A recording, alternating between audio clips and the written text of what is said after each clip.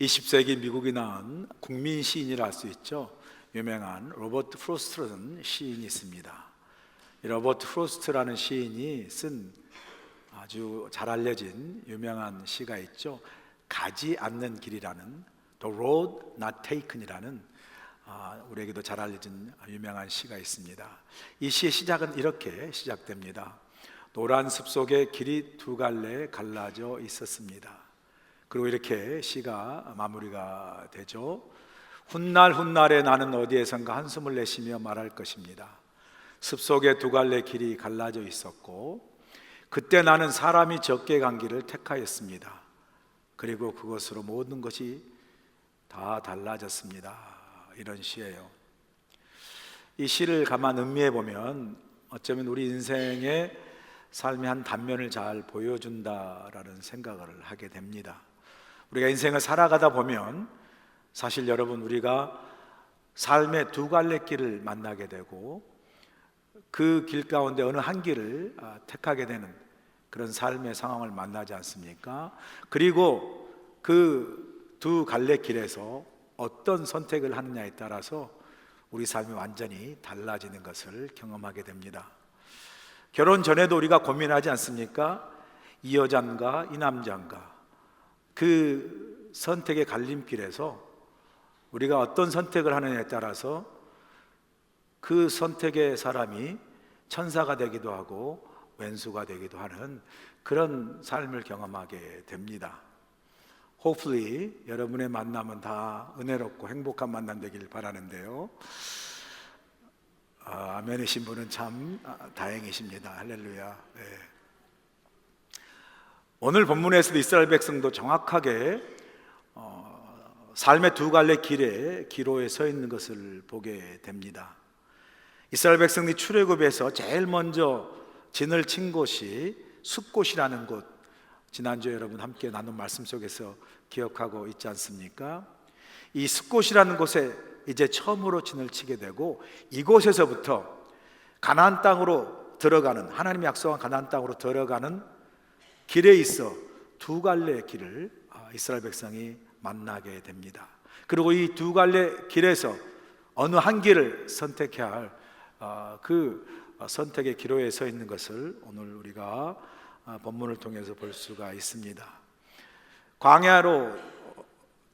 광야와 모든 길을 떠나서 가나안 땅에 들어가는 이 두 갈래 갈림길에서 어떤 선택으로 하나님 이끄시는가, 그 하나님 이끄심을 통해서 우리에게 주시는 교훈을 우리가 함께 나누려고 하는데요.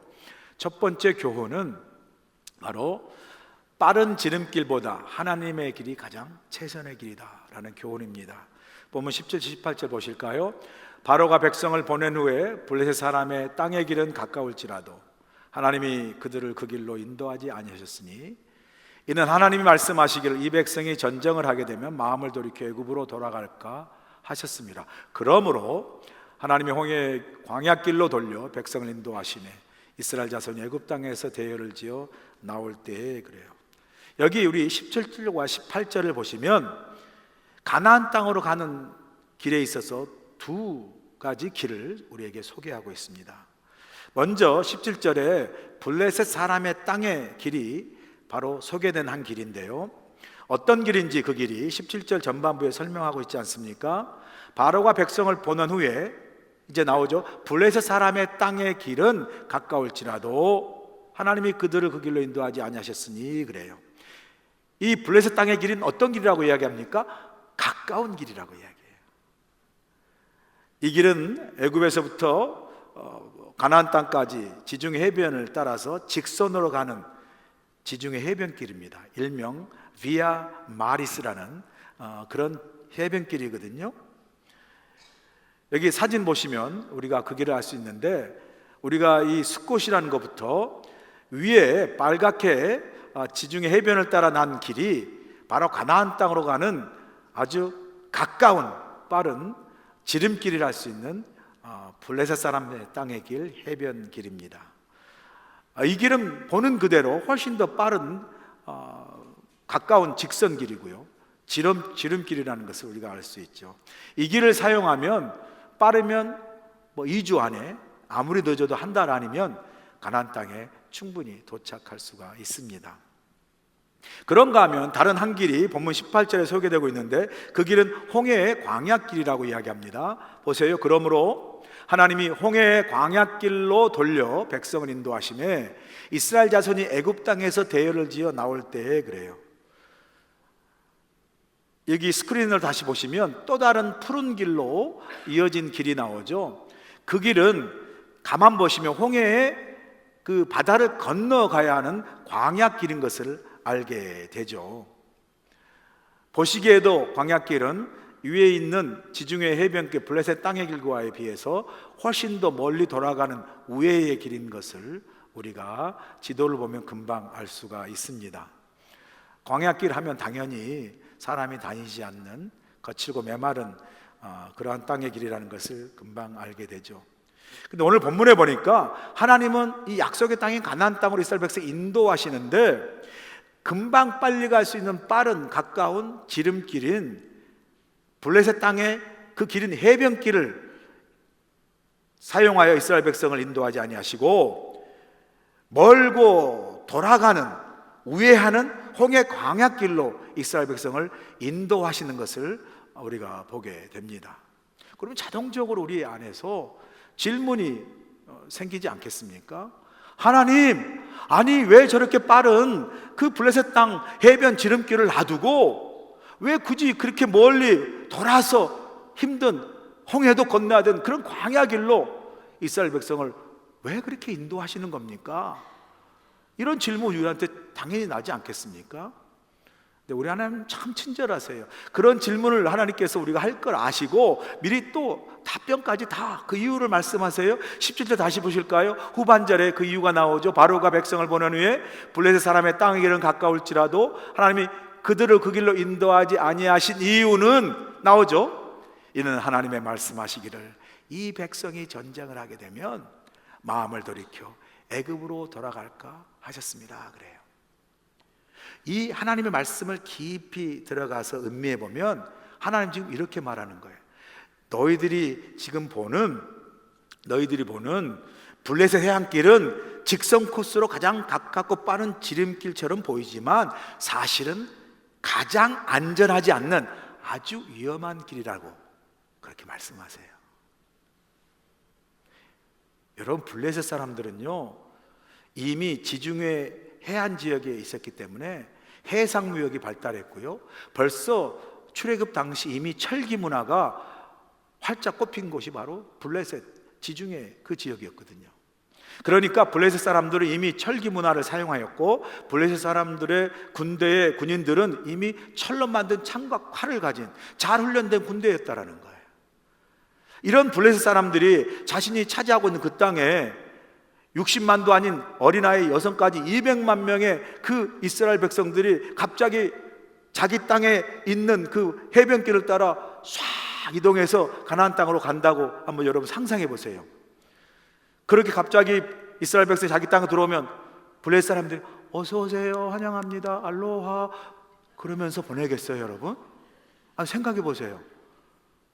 아니, 자신의 땅은 그 해변길을 따라서 이 많은 백성들이 올 때 당연히 블레셋 군대가 출동하지 않겠습니까? 그래서 이스라엘 백성이 굳이 고집부려 그 해변길을 간다 하면 전쟁은 피할 수가 없습니다. 그러다 보면 상상해 보세요. 이스라엘 백성이 고집하여 그 해변길을 간다고 하고 블레셋 사람은 그 길을 막으려 할 때 그 전쟁이 일어났다고 생각해 보세요. 이 전쟁이 싸움이나 되긴 하겠습니까? 철기로 잘 훈련된 군사를 가진 블레셋 그 군대와 이제 갓 오합지졸로 창과 칼 하나 번변이 없는 그 노예였던 이스라엘 백성들과 싸우면, 여러분, 싸우기도 전에 이스라엘 백성들은 혼비백산에서 겁을 먹고 그냥 뒤로 돌아 주랭랑으로 어디로? 애굽으로 돌아갈 게 뻔해요. 하나님은요 굳이 왜 이스라엘 백성을 그렇게 먼 광야로 돌리십니까? 말할지 몰라도 하나님은 이미 이스라엘 백성들의 그런 상황, 형편을 너무 잘 아셨기 때문에 굳이 광야길로 돌리는 것 같아도 그 길이 가장 이스라엘 백성에게는 안전한 길이고 가장 좋은 길이고 가장 최선의 길이기 때문에 광야로 돌리시는 것을 우리가 보게 됩니다. 여기서 우리는 삶의 중요한 교훈을 우리가 배우게 되지 않습니까? 세상의 빠른 지름길보다 하나님이 내신 길이 언제나 가장 최선의 길이고 좋은 길이고 그리고 가장 안전한 길인 줄로 믿습니다. 아멘이시죠? 비록 홍해 광야길이 우회하고 돌아가는 먼 길이고 힘든 길이지만 그 길이 가장 안전한 길이라니까요. 그 길이 가장 최선의 길이라는 거예요. 우리는 당장 저 길이 좋은데 왜 이 길로 굳이 돌리십니까 할지 몰라도 이미 이스라엘 백성의 상황을 다 아신 하나님께서는 그 빠른 지름길이 그들에게 오히려 가장 위험한 길이기에 돌리는 그 광야길이 그들에게 가장 안전하고 최선의 길인, 그걸 통하여 인도하시는 그 하나님의 큰 손길을, 그 섭리를 우리가 이해하는 믿음의 눈이 필요해요. 여러분 인생을 돌아보시면 여러분 항상 인생이 빠르고 쉽고 그냥 막 속도 있는 지름길로만 오셨나요? 제 인생을 돌아보니까 저도 빠르고 쉬운 그런 지름길을 원했지만 때때로 제 인생은 하나님이 지름길보다 굳이 먼 길을 돌려 우회하셨던 그런 손길을 제 삶 속에 경험했던 그런 고백을 하게 됩니다. 제가 그 LA에 이제 본토에서 목회할 때 처음에 가서 이제 그 다이몬바라는 곳에서 한국 교회에서 부목사를 한 4년 하고요.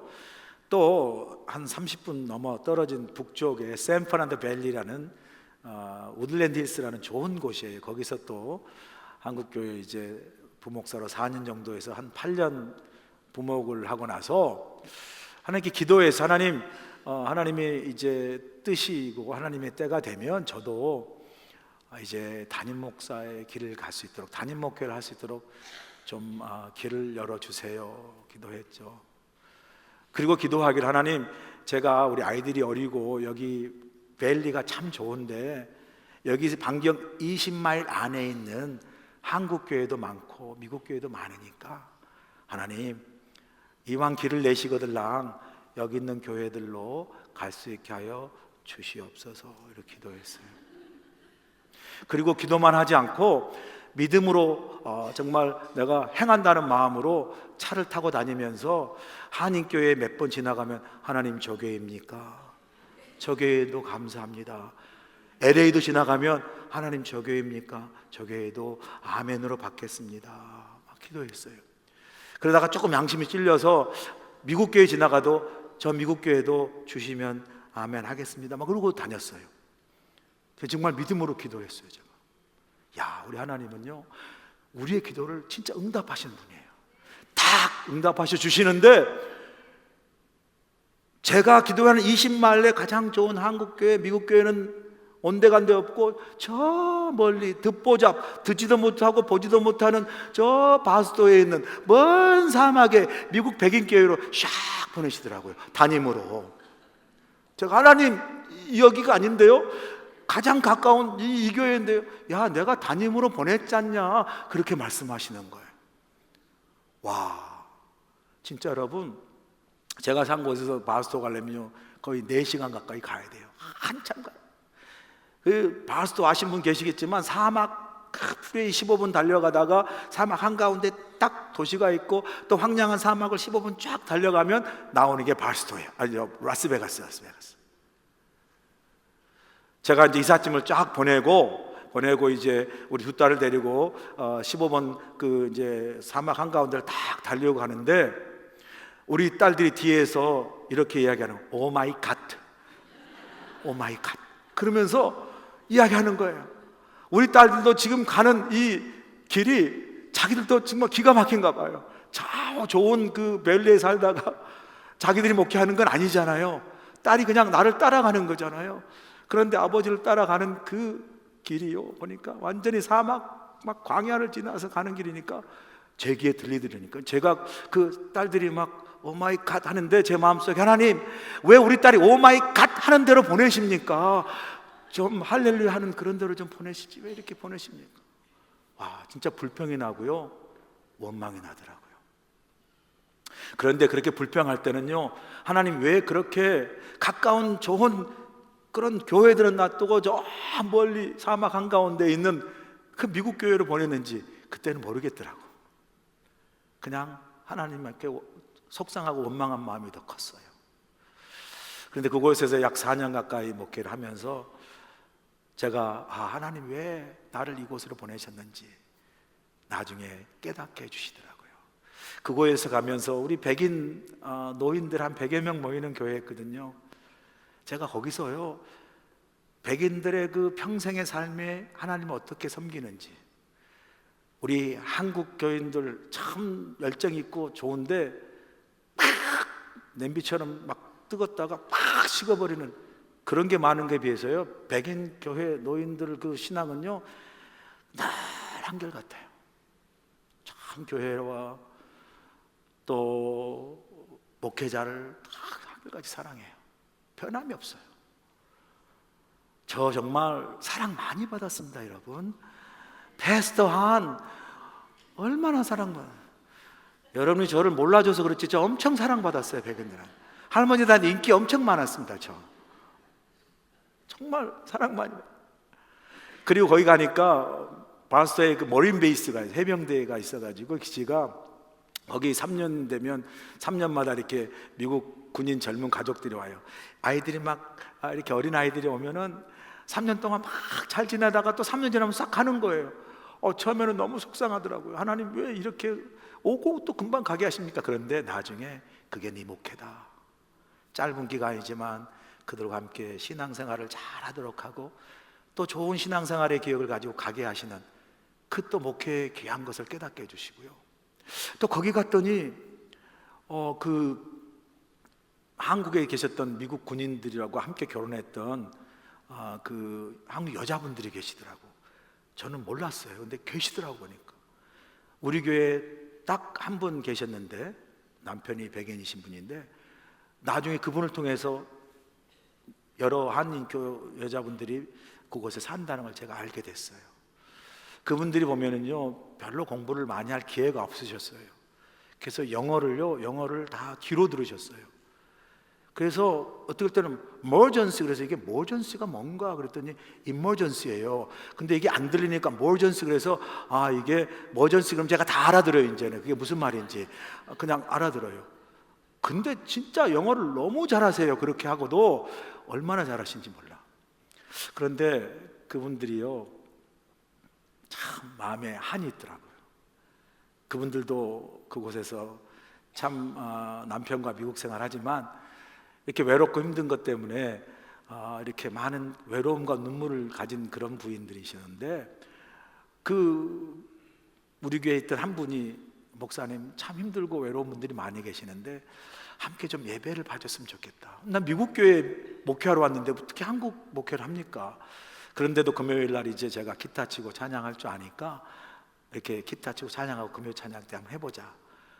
그랬더니 여러분 신기하게요, 1명씩 2명씩 3명씩 10명 20명 30명이 막 모이는 거예요. 그냥 찬양만 하면 눈물을 나는 거예요. 그냥 은혜 찬양을 하면 눈물이에요. 설교할 필요가 없어. 찬양만 해도 막 울어요. 그렇게 해서 모여진 그 한인 우리 여자분들과 참 매주 금요일마다 찬양하는데 어느 날 갑자기 남자 한 분이 와 계세요. 아니 여기는 금남의 집인데 어떻게 남자가 오셨냐고. 그랬더니 또 그분이 목사님이셔. 아니 왜 목사님 여기 와 계시냐고. 그랬더니 사연이 있어. 무슨 사연인가 했더니 저 아래 어디 먼 그 근방의 도시에 어느 목사님이 연로하셔서 은퇴하시는데 그분을 불러서 내가 교회를 이렇게 물려주겠다고 하셨나 봐. 그래서 다 정리하고 왔는데 나 마음 바뀌었어. 더 할 거야. 그렇게 된 거예요. 갈 데가 없어진 거예요. 너무 심란하고 있다가 저 멀리 바스토에 여자분들이 모여 찬양한다는 말 듣고 기도한다는 말 심란해서 올라와서 그냥 예배드리러 왔다라는 거예요. 결국은 그 목사님과 함께 그 우리 여자분들 다 모아 이웃교회를요 열린문교회를 개척하도록 제가 길을 열어줬어요. 지금 바스 가면 열린문교회가 있습니다. 제가 이 모든 과정을 겪으면서 하나님이 이런 섭리와 이런 계획을 가지셔서 나를 굳이 먼 길로 보내셨구나. 제가 그 빠르고 쉬운 지름길을 두고 왜 저를 힘들고 어려운 광야길을 보내십니까? 라고 해서 가지 않았더라면 하나님이 크신 계획과 섭리를 제가 어떻게 알 수 있었으며, 무엇보다도 제가 거기에서요, 하나님께서 나를 왜 목사로 부르시고 목회자의 소명을 주셨는지를 진짜 그 사막에서 깊게 깨닫게 하시더라고요. 제가 가까운 한국교회에 보내주세요, 아니 정한데 미국교회도 보내주세요라고 그 가까운 곳을 돌면서 기도했음에도 불구하고 제 기도를 외면한 채 그 먼 사막 한가운데로 보낸 그 하나님이 돌고 멀리 가게 하신 것 같지만, 보내고 돌아서 여러분 놀라지 마세요. 지금 제가 해외 최초 한인교회인 그리스도교회 담임으로 이렇게 서 있는 줄로 믿습니다. 하나님께 영광의 박수. 네. 여러분, 저는요, 그래서 이 자리가 하나님이 빨리 돌아보낸 것 같지만 가장 안전하고 가장 최선의 길로 가장 좋은 길로 제게 주신 하나님의 은혜요 축복인 줄로 저는 확신하고 믿습니다. 아멘. 그래서 여러분, 세상에서 때때로 여러분 가장 쉽고 빠른 그 길을, 그 지름길을 여러분이 가지 못하고 도운 것처럼 보여도 하나님이 돌게 하시고 하나님이 가게 하시면 그 길이 여러분에게 가장 좋은 길이고 가장 최선의 길이고 가장 안전한 길인 줄로 믿습니다. 그래서 제가요, 그런 경험이 있어서 지금도 제가 목회할 때 교회가 힘들고 어려울 때, 그러다 보면 교회가 힘들고 목회가 어려울 때 내 뜻대로 되지 않잖아요. 내가 원하는 그런 상황이 되지 않아서 내가 마음 졸이고 참 힘들고 괴로울 때가 있어요. 그래도 참 감사해요. 제가 나름 똑같은 사람이지만 그러나 흔들리지 않고 이렇게 견고하게 설 수 있었던 것은 제 믿음도 아니에요, 제 능력도 아니에요. 돌아보면요, 하나님이 제가 그 광야에 있을 때 멀리 돌아 힘들게 그렇게 우회하게 나를 인도하신 것 같지만, 그러나 반드시 그렇게 힘들고 어려워서 내 뜻대로 되지 않아 내가 돌아가는 것 같고 힘든 광야의 길 가운데 있는 것 같지만, 이 길 속에 하나님의 섭리가 있고 이 길 속에 하나님의 크신 계획이 있고 이 길이 힘들지만 가장 최선의 길이고 가장 좋은 길이고 가장 안전한 길로 하나님이 인도하신다 확신 있기에 저와 여러분 오늘도 담대하게 믿음으로서 나갈 줄로 믿습니다. 이게 하나님의 크신 은혜예요. 여러분, 운전하다 보면 가끔, 요즘도 우리 밖에서도지만 잘 열심히 가고 있는데 갑자기 막 길이 좁아지면서 막 밀리면서 앞에 보니까 디투어라고 써, 우회라고 써져 있잖아요. 그러면 저는 막 좀 열이 나더라고요. 좀 짜증이 나요. 아니, 열심히 가는데 왜 갑자기 좁아지고 디투어. 여러분 가운데는 그런 분이 한나도 없지만 저는 막 마음이 조금 그렇더라고요. 그래서 왜 돌아가게 하는 거야? 그래가지고 그냥 제 고집대로 혈기대로 고고! 그래가지고 디투어 안 하고 가보세요. 여러분, 디투어라고 할 때는 앞에 무슨 공사가 있거나 앞에 무슨 산사태가 났거나 여러 위험이 있기 때문에 돌아가게 한 거예요. 그런데 내 혈기대로 내 판단대로 고집대로 고우고우 하다면 강행하게 되면요 결국 위험을 만나게 되잖아요. 무조건 좀 고우고우 하다가 여러분 흔들어서 설사하고 피박까지 쓰는 그 어려움이 있잖아요. 다 끊으셨죠 이제? 여러분, 우리 인생을 살다 보면요 하나님이 돌아가게 하실 때가 있어요.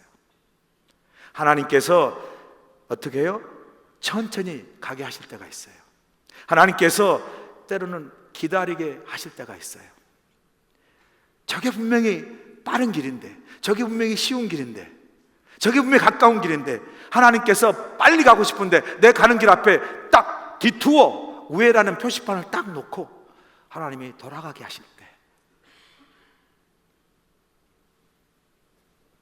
사랑하는 여러분, 그때 그 돌아가는 그 길 속에 여러분을 향한 하나님의 선하신 뜻이 있고 여러분을 향한 하나님의 그 선하신 가장 좋고 가장 최선을 가장 안전한 길로 인도하신 확신을 가지고 그 돌아가는 길에도 불구하고 하나님과 동행하실 수 있는 여러분들이 간절히 축원합니다.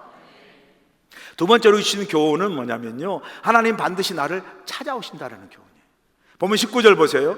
모세가 요셉의 유고를 가졌으니 이는 요셉이 이스라엘 자손으로 단단히 맹세하게 하여 이르기를 하나님이 반드시 너희를 찾아오시리니 너희는 내 유고를 여기서 가지고 나가라 하였음이더라 그래요. 자, 이 구절을 보시면 아주 흥미로운 장면이 나오지 않습니까? 그게 뭐냐면 출애굽을 인도하는 모세의 손에 지팡이만 있는 것이 아니라 그 모세의 손에 뭐가 들려져 있어요? 요셉의 유골이 들려져 있다는 거예요.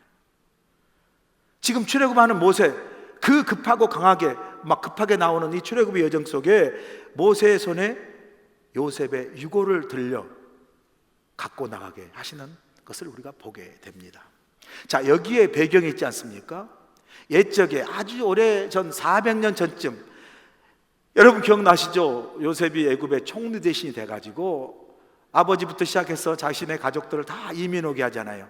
약 70여 명의 가정이. 그리고 400년 정도 흘러서 이제 큰 이스라엘 민족이 이루어졌잖아요. 그런데 그 오래전에 요셉이 이제 죽을 때, 임종할 때 요셉이 그 남은 가족과 그 남은 사람들에게 이렇게 유언을 남겨요.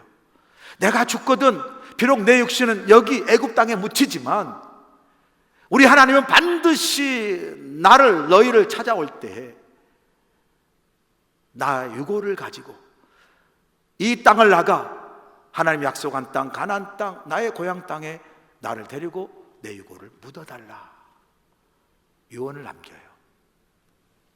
하나님께서 그 요셉의 약속대로 요셉의 고백대로 이스라엘 백성을 찾아오시고, 그리고 하나님 참 놀랍지 않아요? 400년 전쯤 그 요셉이 한 그 약속 있기에도 충분한 시간임에도 불구하고 요셉의 그 믿음대로 하나님이 반드시 너희를 찾아오고 나를 찾아오실 때에 내 유고를 가지고 함께 나아가려는 그 요셉의 믿음의 고백을 하나님이 기억하시고 이스라엘 백성을 찾아오셨고 요셉을 찾아오시고 그 유고를 찾게 하셔서 모세 손에 들려 가나안 땅에 가게 하시는 그 하나님을 우리가 여기서 보게 되는 거예요. 와, 참 제가 이 말씀 묵상하면서 참 은혜가 되는 거예요. 하나님은요, 우리가 어디에 있든지 반드시 우리를 찾아오시는 하나님이신 줄로 믿습니다. 저와 여러분을 반드시 찾아오신다는.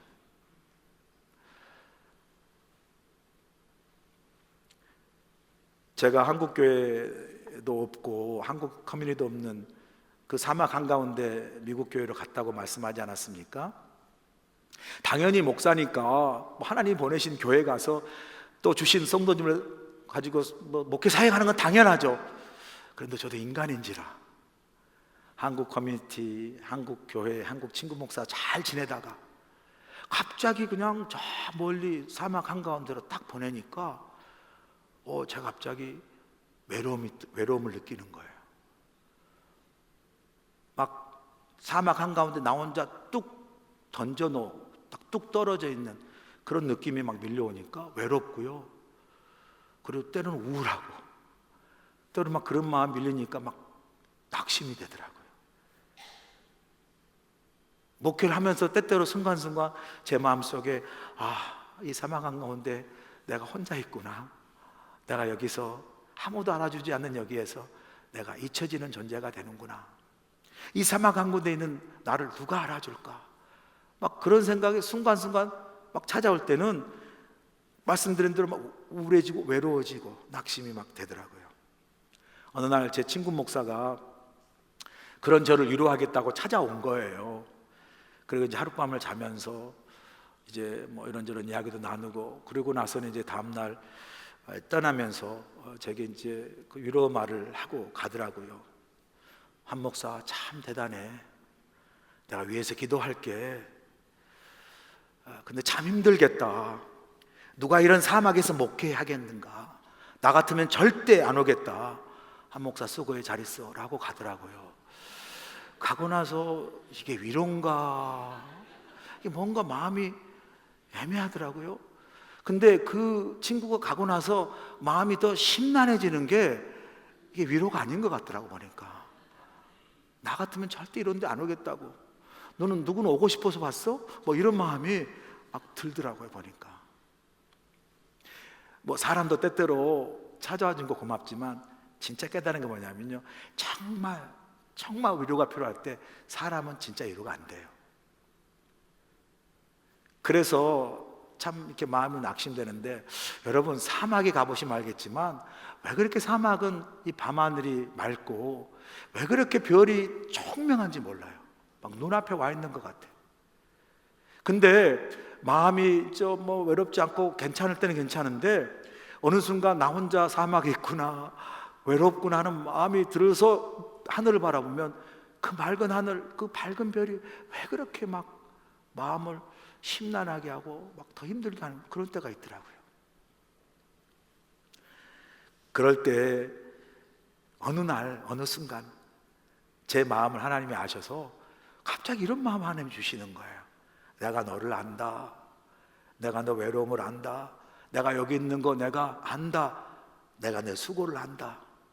내가 너를 찾을 것이다 라는 마음, 그게 어느 순간 내게 찾아오니까 혼자 잊혀진 존재라는 불안감이 사라지면서 하나님의 때가 되면 하나님 나를 찾으실 것이다 라는 마음의 확신으로 위로가 되더라고요. 위로가.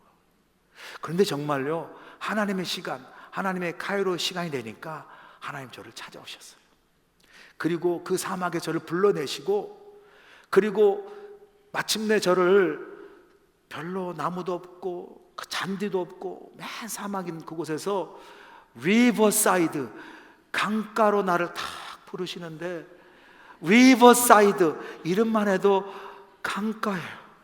나무도 있고 잔디도 있고 부르시는데 참 얼마나 감사한지 제가 지금도 잊어버릴 수가 없어요. 이제 그 바스토에서 짐을 다 보내고 이제 아이들과 함께 이 밴을 타고 또 싹 내려가는데, 마침 그때 그 저녁 노을 하늘 때 그 먼데 석양 노을이 쫙 그렇게 아름답게 펼쳐지는데, 제가 그 석양 노을을 보면 운전하고 내려가면서 리버사이드로 내려가면서 제가 하나님 저를 잊지 않으시고 찾아와 주셔서 감사합니다, 그런 고백이 지금도 그 저녁 노을을 보면서 하나님께 했던 고백이 지금도 생생해요.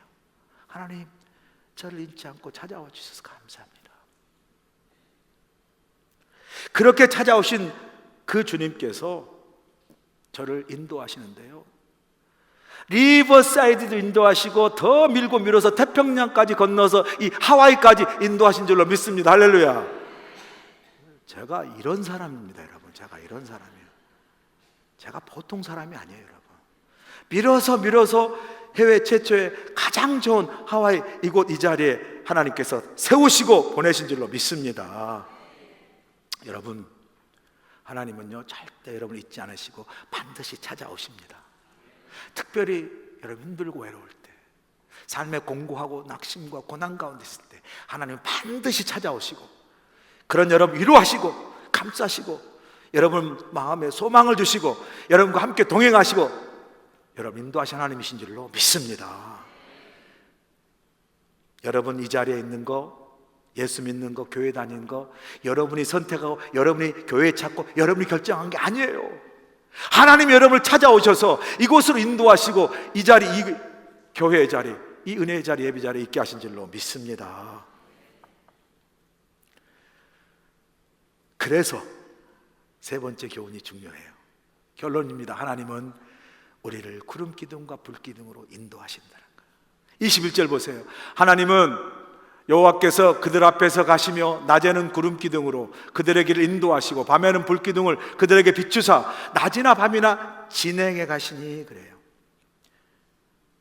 이제 하나님은 가까운 지름길, 해변길을 로 인도하지 아니하시고 광야라는 길, 이제 에돔이라는 길로 내려가는, 오늘 본문이 에돔이라는 길로 내려가게 되는데, 여러분 이스라엘 백성들은 한 번도 광야 길을 가본 적이 없어요.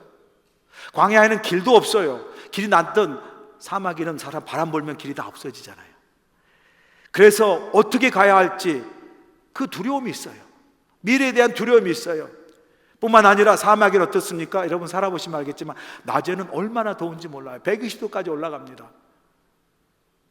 차를 덮어놓지 않으면요 운전대를 잡을 수가 없고요, 운전대가 녹아내릴 정도입니다. 밤에는 또 왜 그렇게 기온차가 심해서 밤에 왜 이렇게 춥습니까? 그냥 온몸이 치리할 정도로 찬 추위가 밀려오는 게 사막이죠.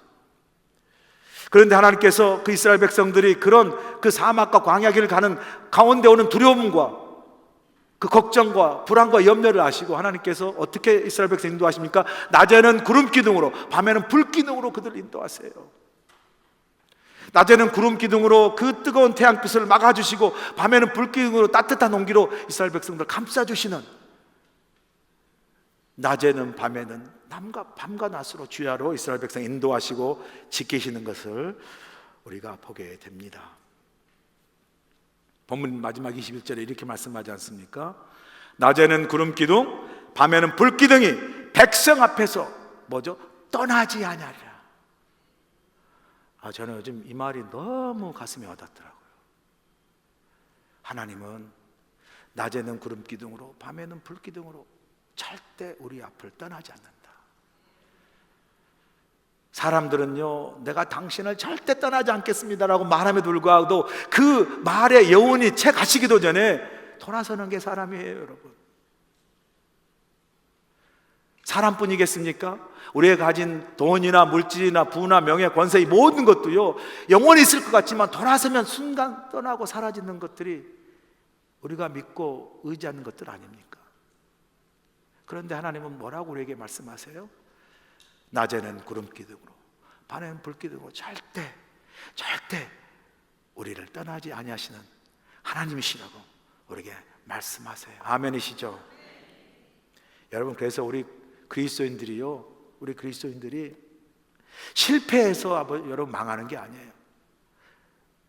고난과 어려움 때문에 망하지 않습니다. 문제 때문에 쓰러지지 않아요. 이유는요, 우리가 하나님을 떠났기 때문이에요. 하나님을 떠났기 때문에. 그런데 하나님은 우리를 절대 떠나지 않겠다고 약속하세요.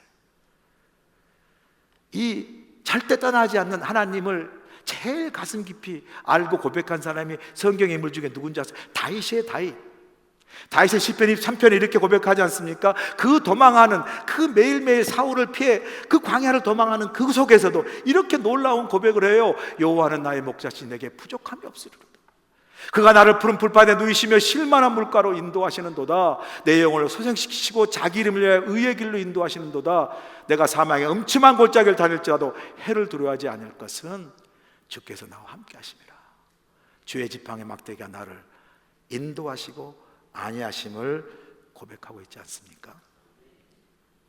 여러분, 우리 믿는 사람은요, 내가 어디에 있느냐 중요하지 않습니다. 중요한 건 내가 하나님과 함께 있느냐가 중요한 거예요. 아멘이시죠? 페니 크로스비라는 유명한 찬송 작시자가 있죠. 6살에 의사 잘못된 처방으로 실명을 하게 됩니다. 그 시각장애를 믿음으로 잘 극복하고 95살 되는 데까지 9,000편의 정말 주옥 같은 찬송시를 작사를 합니다. 그녀가 1814년 55세가 되었을 때 어느 출판물을 찾으러 가는데 딱 5불이 부족해서 찾을 수가 없어요. 그래서 늘 하는 대로 하나님께 기도합니다. 하나님, 내게 5불이 없습니다.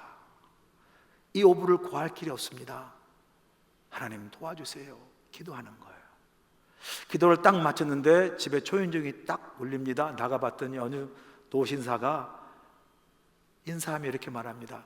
크로스비 여사가 이곳에 산다는 말을 듣고 인사하러 들렸습니다. 여사님이 작사한 그 많은 찬송가로 제가 많은 은혜를 받습니다. 감사합니다. 그러면서 악수하면서 손에 봉투를 쥐어주는 거예요. 그 봉투를 딱 받아 열어봤더니 5불이 있는 거예요. 그 순간 페니 크로스비 여사가 너무 감사해서, 하나님이 이렇게 나를 도우시고 하나님이 평생 나를 이렇게 도우시고 인도하신 그 은혜 속에 내가 살아왔고 살겠습니다라는 고백으로 찬송시를 그 자리에 작사하는데 그 제목이 All the Way예요. 평생을 내가 하나님의 은혜로 살겠습니다. 하나님의 인도하심을 받아 살겠습니다. All the Way 라는 찬송시를 쓰게 되는데요. 그 찬송시가 우리 찬송가의 384장 나의 갈 길 다가도록이라는 찬송가예요. 제가 여러분과 1절만 딱 부르고 오늘 주신 말씀, 내 평생 가는 길 하나님 나를 인도해 주시옵소서 라는 고백하는 마음으로 1절만 같이 함께 찬양합니다. 나의 갈 길 다가도록 예수 인도하시니 내 주 안에 있는 구별 어찌 의심하리오며 믿음으로 사는 자는 하늘 위로 받겠네. 무슨 일을 만나든지 만사 형통하리라. 무슨 일을 만나든지 만사. 우리 엄마 우리 두 손 들고 찬양하며 믿음으로 사는 자는 믿음으로 사는 자는 하늘 위로 받겠네 하며 무슨 일을 만나든지 만사 형통하리라며 무슨 일을 만나든지 만사 형통하리라.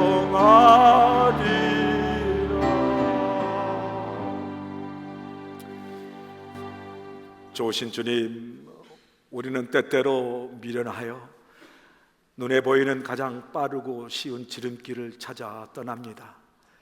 하나님, 그러나 우리의 믿음의 눈을 열어주시고 가장 쉽고 빠른 지름길보다 하나님이 인도하여 내신 그 길이 우리 인생의 가장 좋은 길이요, 가장 선한 길이요, 가장 안전한 길임을 믿음의 눈으로 바라보게 하셔서 때로는 하나님 우리를 멀리 돌아가게 하실 때, 기다리게 하실 때, 멈추라 하실 때 하나님의 그 인도하신 그 길을 순종하며 따라가므로 하나님이 우리 가운데, 우리 인생 가운데 보신 큰 은혜와 크신 섭리와 크신 은혜와 축복을 경험하는 귀한 우리 모두가 되도록 축복하여 주시옵소서.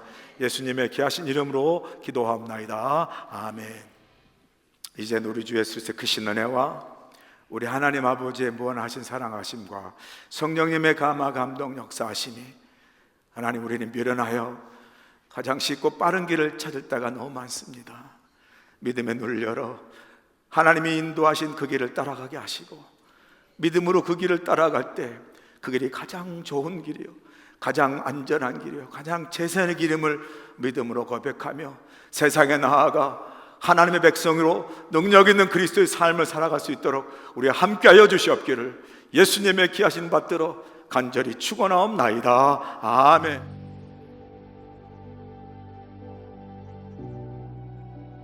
그리스도 연합 감리교회는 1903년 11월 10일에 창립되어 120주년을 맞이하는 해외 최초의 한인교회입니다. 우리 교회는 이민교회의 장자교회로서 이민사회와 더불어 이곳 하와이를 섬기고 있습니다. 1903년부터 홍승아 목사님을 일대 목사님으로 시작해서 22명의 목사님께서 사역을 해 오셨습니다. 한희준 목사님께서는 2016년에 22대 목회자로 담임 목회를 하고 계십니다. 청년이든 자녀든 젊은이 노인이든 하나님의 꿈을 손에 쥐들고 함께 그 꿈을 이루어나가는 우리 교회, 우리 모두가 될 주님을 간절히 축원합니다. 우리 교회는 사도행 전적 교회를 꿈꾸며 예수 그리스도의 제자가 되어 세상을 변화시키는 믿는 것이 참 행복한 교회, 하나님을 높이고 사람을 감동시키는 세상의 소금과 빛의 역할을 감당하는 교회입니다. 예배는 전통 예배와 열린 예배를 통해서 살아있는 예배, 찬양과 감동이 있는 예배, 특히 한희준 목사님의 설교를 통해 성도들에게 비전과 영적 도전을 주고 성도들의 삶에 적용되는 말씀으로 은혜의 시간이 되고 있습니다. 우리 교회는 속회와 성교회를 통해 성도들의 건강하고 행복한 삶을 위해 서로 격려하고 돌보는 작은 교회 공동체를 이루며 서로를 위해 기도하며 말씀을 나누며 복음의 능력으로 선교적 역할을 감당하고 있습니다.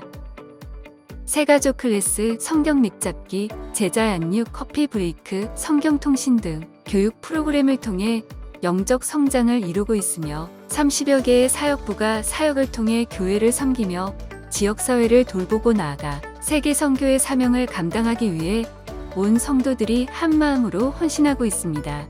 페페아이나를 통해 부모들과 어린아이들이 하나가 되어 함께 웃고 배우면서 예수님을 알아가고 있으며 성경 공부 및 놀이 활동으로 구성된 어하나 프로그램과 유년부, 중고등부, 청년부와 EM에 이르는 차세대가 미래의 주역으로서 말씀과 기도로 잘 성장하고 있습니다. 특별히 2021년에는 코비드 팬데믹의 영향 속에서도 복음의 열정을 갖고 선교를 감당하고 있는 선교사님들을 초청하여 세계선 교대회를 개최하여 10개 지역에서 14명의 선교사님들이 함께 참여하셔서 선교지에서 역사하신 하나님의 놀라운 역사를 함께 나누며 헌신을 다짐하는 귀한 시간을 가졌습니다.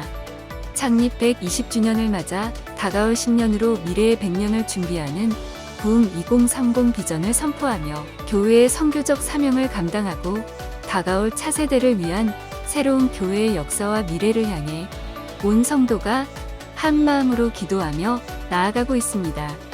지난 120년 동안 지켜주신 하나님의 은혜에 감사를 드리며 우리 그리스도연합 감리교회는 다가올 100년을 준비하며 서로 사랑하고 이웃을 섬기고 전도하며 지역사회를 세워나가는 믿는 것이 참 행복한 교회로 성장해 나갈 것입니다.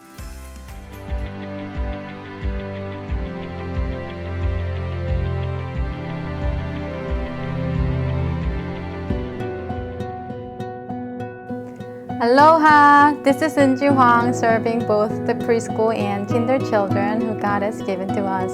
We raise our children with the love of God along with wonderful teachers.